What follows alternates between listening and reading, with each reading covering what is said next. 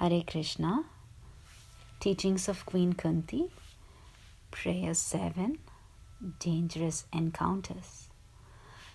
Vishan Mahagne Purushada Darshanad Asat Sabhayavanavasa Kricharat Mridi Mridini Kamaharathashrato Draunyastra Chasma Hare Bhirakshita.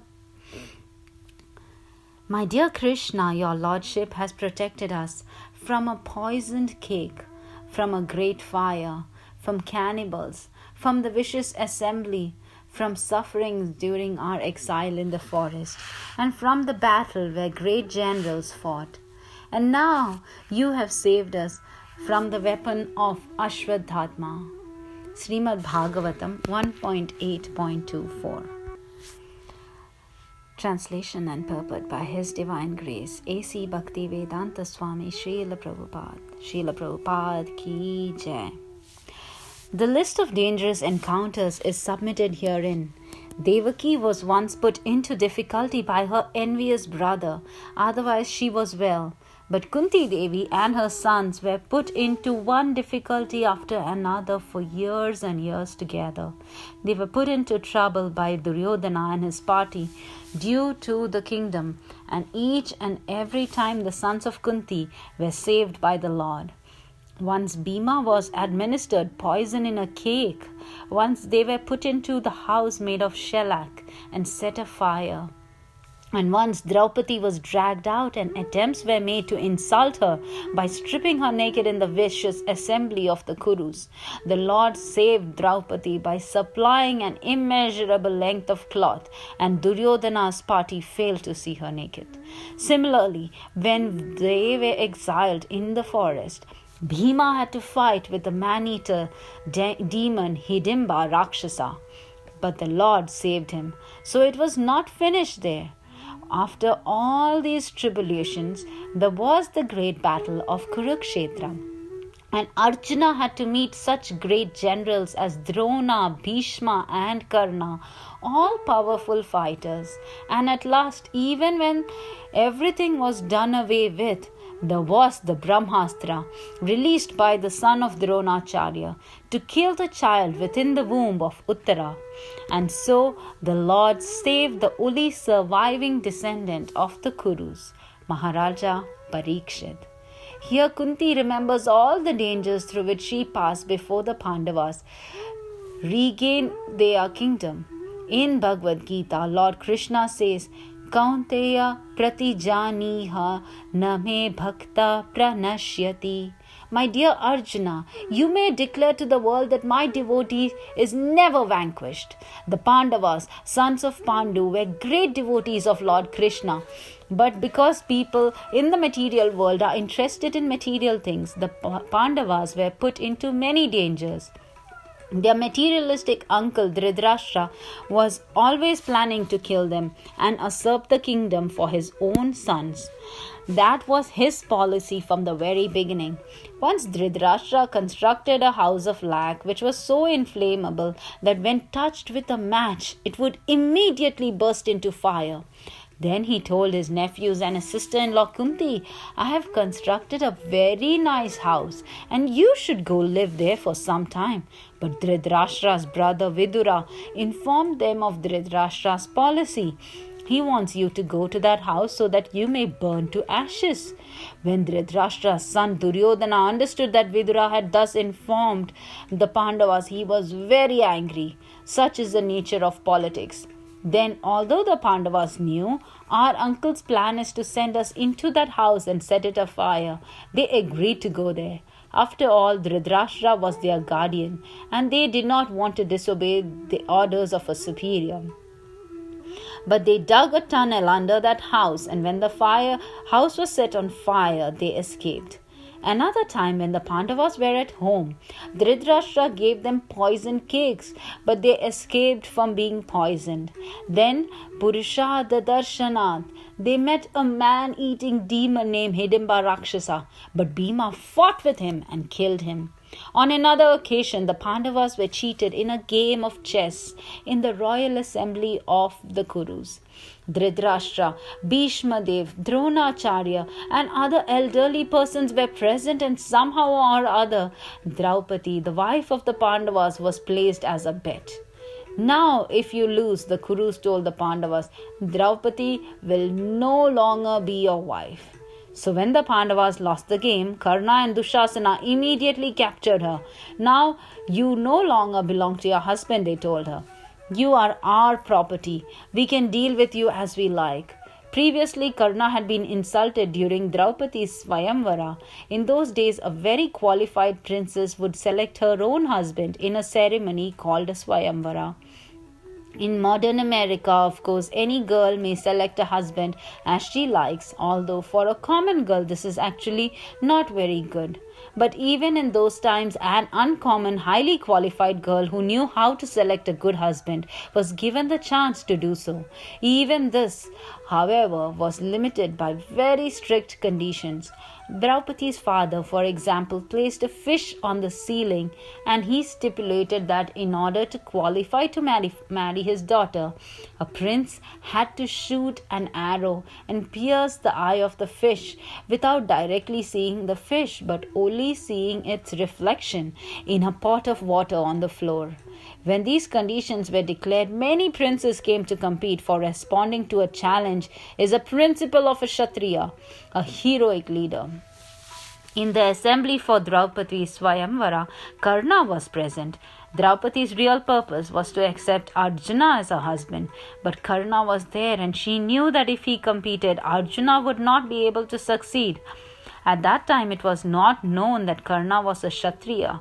He was born the son of Kunti before her marriage, but that was a secret.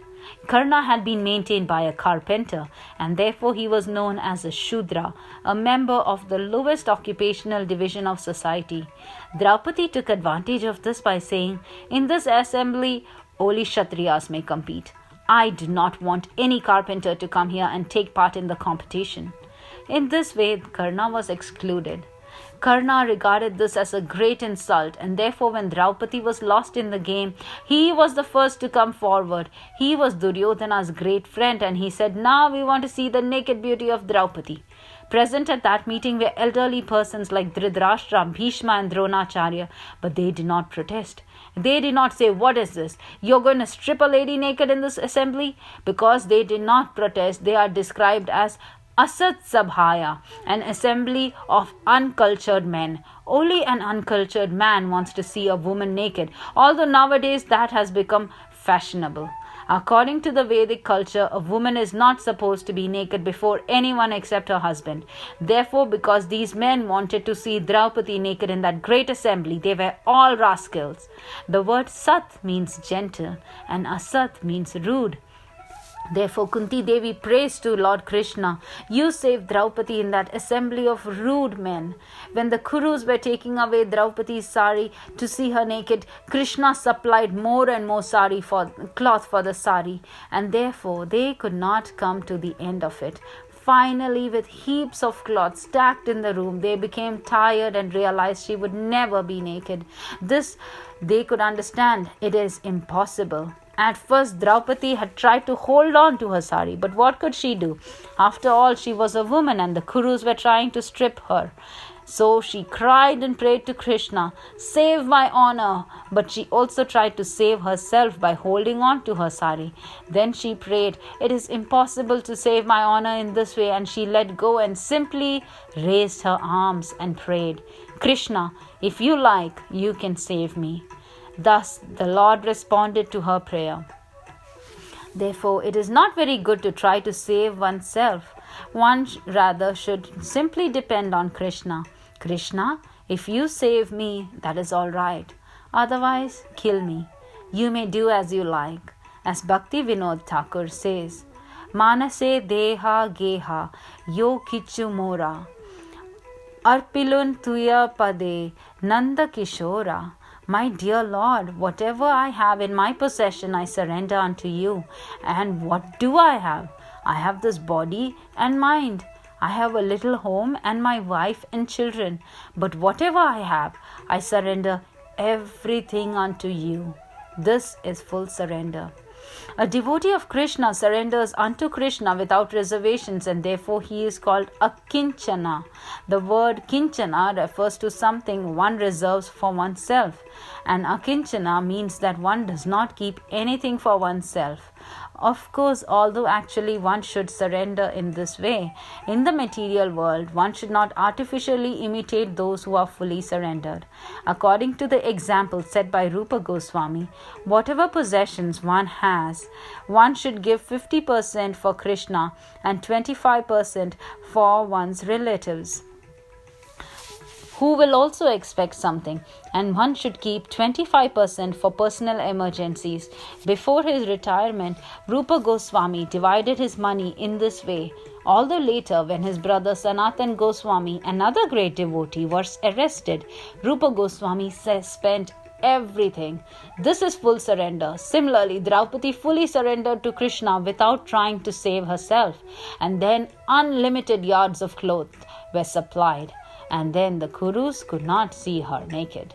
But then, in the next game of chess, the bet was that if the Pandavas lost the game, they would go to the forest for 12 years. Thereafter, they were to remain incognito for 1 year. And if detected, they would have to live in the forest again for another 12 years. This game also the Pandavas lost. So for 12 years they lived in the forest, and for 1 year incognito. It was while they were living incognito that Arjuna won Uttara. These incidents are all recorded in the book known as Mahabharata. The word Maha means great or greater, and Bharata refers to India. Thus, the Mahabharata is the history of Greater India. Sometimes people regard these accounts as stories or mythology, but that is nonsense. The Mahabharata and the Puranas are histories, although they are not chronological. If the history of such a vast period of time was recorded chronologically, how many pages would it have to be? Therefore, only the most important incidents are selected and described in the Mahabharata. Kunti prays to Krishna by describing how he saved the Pandavas on the battlefield of Kurukshetra. Mride mride neka maharathashtrato. On the battlefield of Kurukshetra, there were great fighters called Maharathas.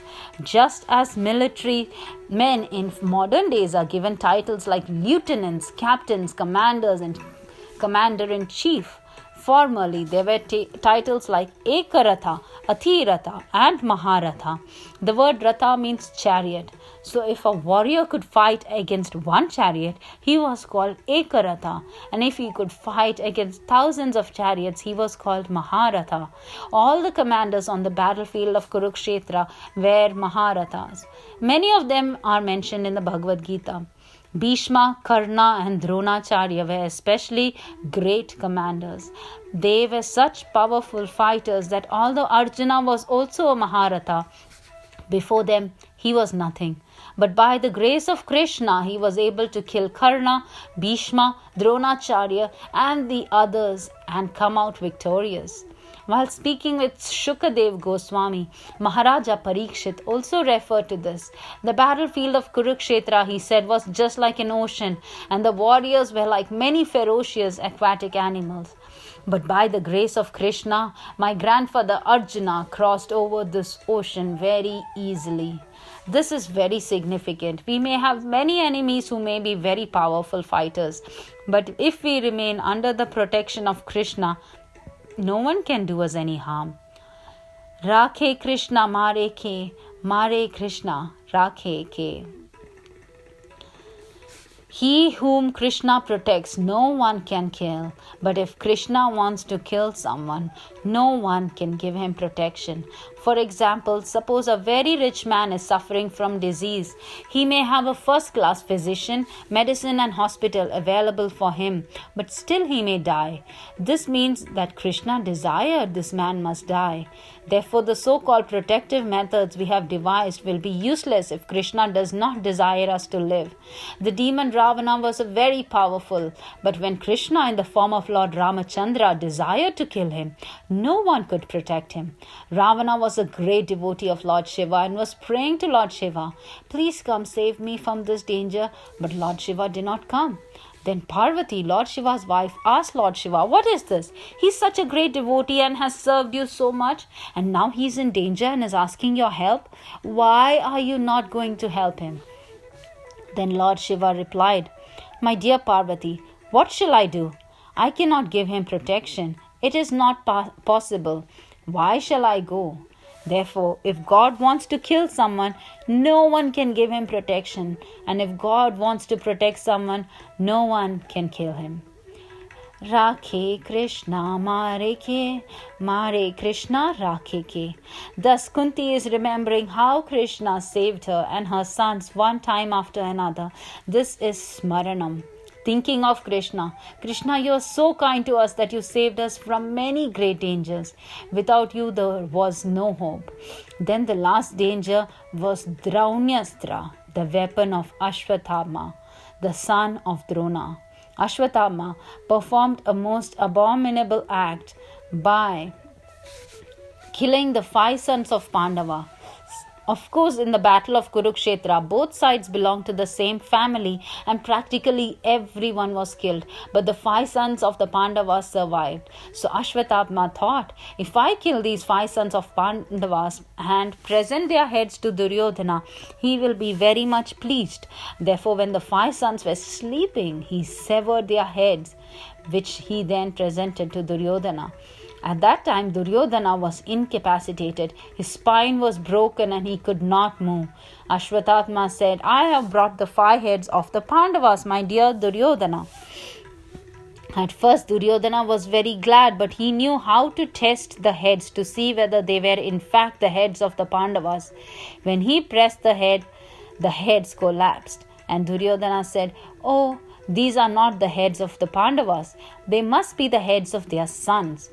When Ashwatthama admitted this was so, Duryodhana fainted, and when he revived, he said, "You have killed all our hopes. I had hoped that in our family at least these 5 sons would survive, but now you have killed them." Thus, in lamentation, he died. Subsequently, Arjuna arrested Ashwatthama and was going to kill him. In fact, Krishna ordered kill him. "He is not a Brahmana. He is less than a Shudra." But then Draupadi said, "I am suffering because of the death of my sons, and this rascal is the son of our Guru Maharaj, Dronacharya, who has done so much for us. If Ashwatthama dies, then Dronacharya's wife, our mother Guru, will be very much unhappy. So release him and let him go." Thus Arjuna freed Ashwatthama. But then Ashwatthama, having been insulted, retaliated by unleashing a Brahmastra. The Brahmastra is something like a nuclear weapon. It can go to the enemy wherever he is and kill him. Ashwatthama knew the last descendant of the Kuru family is Parikshit, the son of Abhimanyu. He is in the womb of Uttara, so let me kill him also, and then the entire dynasty will be finished. When that weapon was unleashed, Maharaja Parikshit's mother, Uttara, felt that she was going to have a miscarriage, and therefore she approached Krishna, saying, "Please save me." Krishna, by his mystic powers, therefore entered the womb of Uttara and saved the child. After the battle of Kurukshetra, Parikshit Maharaj, who was still in the womb of his mother, was the last remaining descendant of the Pandavas, and in mature time, when he was born, only his grandfathers were still alive.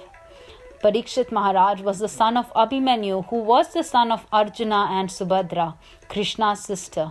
When Abhimanyu was 16 years old, he went to fight, and 7 great commanders joined forces to kill him. Subhadra had only one grandchild, Parikshit Maharaj.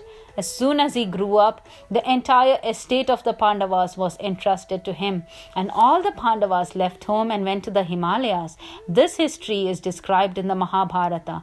Many great misfortunes befell the Pandavas, but in all circumstances, they simply depended on Krishna, who always saved them.